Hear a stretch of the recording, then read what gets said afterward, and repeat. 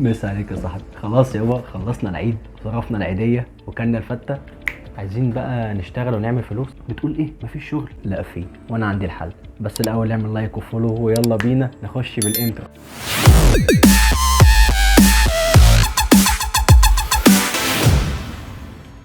بس يا صاحبي معاك زوز. بصوا، حلقه النهارده هتبقى مختلفه عن المحتوى بتاع القناه، بس فعلا بلاقي ناس كتير قوي محتاجه ان هي تنزل سوق العمل ومش عارفه الطريق ازاي. فتعالى كده اشاركك التجربه بتاعتي، يمكن انت تستفيد من حاجه انا خضتها، سواء طالب او اتخرج، عندك خبره او ما عندكش. انا جايب لك النهارده كام شغلانه هينفعوك وتقدر تعمل منهم دخل كويس جدا جدا جدا، وكمان تاخد منهم خبره. ويلا في السريع خلينا نخش في اول حاجه، وهي هتنفع اكتر للخارجين، وهو شغل الهايبر ماركت.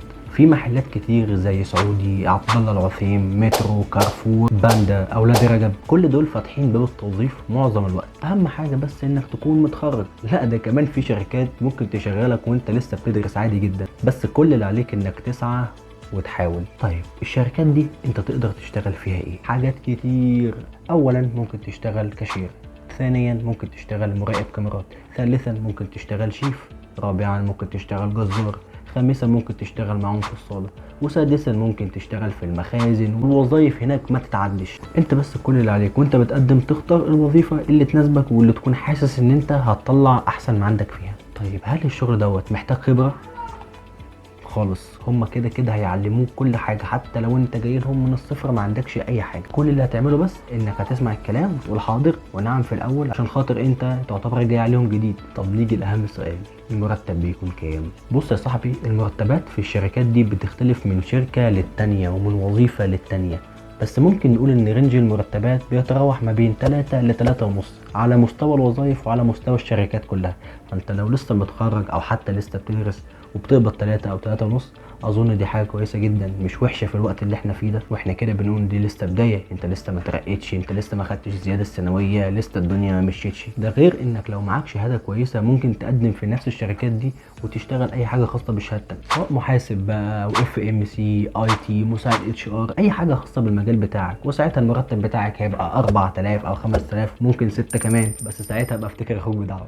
وخليني اقول لك في النهايه ان كل ده تجربه شخصيه مريت بيها بنفسي في شركات كتير جدا. انا بس عايزك تاخد كلامي ثقه وتتوكل على الله. طب احنا كده اتكلمنا عن اول شغل، ناقص تاني شغل نتكلم عنه. احلى حاجه في تاني شغل معانا انه ينفع للخارجين وللطلبه، وهو الشغل في شركه طلبات. ايوه طلبات زي ما سمعت كده. طب الشغل فيها بيكون عباره عن ايه؟ الموضوع اسهل من السهوله. كل الموضوع انك بيجيلك اوردر على التليفون، بتروح للمطعم تستلم الاوردر وتروح توصله للعميل. هو ده الشغل. ذمتك في اسهل من كده؟ طب ازاي تشتغل في طلبات؟ كل اللي عليك انك هتعدي على اي مطعم هتلاقي فيه طيارين من طلبات واقفين قصاد المطعم. هتكلم الطيار هتقول له لو سمحت انا عايز انزل معاكم في المكتب، هيديك رقم المشرف بتاعه، هتكلمه وهتنزل معاه خلال اسبوع او اقل. طب نيجي برضه للسؤال الاهم، الفلوس بتاعتها كام؟ تقبض كام يعني؟ بص هو على حسب، انت لو تشتغل بموتوسيكل او بعجله او على رجلك هي فيها كذا حاجه. بس لو هنتكلم مثلا ان انت تشتغل بالموتوسيكل فالاوردر معاك بيبقى عامل 21 جنيه، ولو شغال بعجله او على رجلك فالاوردر هيبقى عامل 14 جنيه. يعني اضعف الايمان ان انت لو شغال برجلك او على عجله وعملت 10 اوردرات في 26 يوم، طبعا 26 يوم مش 30 عشان انت اكيد هتاخد اجازه كل اسبوع، يعني 10 اوردرات في 140 جنيه، ولا باخد في الشهر عنا يعني 10 اوردرات في 140 جنيه في 26 يوم، يعني حوالي 3600 جنيه، وانت بس بتتمشى. ده طبعا غير التبس لو ربنا كرمك. ولو معاك موتوسيكل انت ممكن تكسر الثمن او ال9000 جنيه مستريح جدا. وده مش كلام، فعلا كل اللي شغالين طيارين بيعملوا الكلام ده. وممكن تعتبر الشغل بعجله او على رجلك فتره مؤقته لحد ما تقدر تجيب موتوسيكل وتشتغل بيه.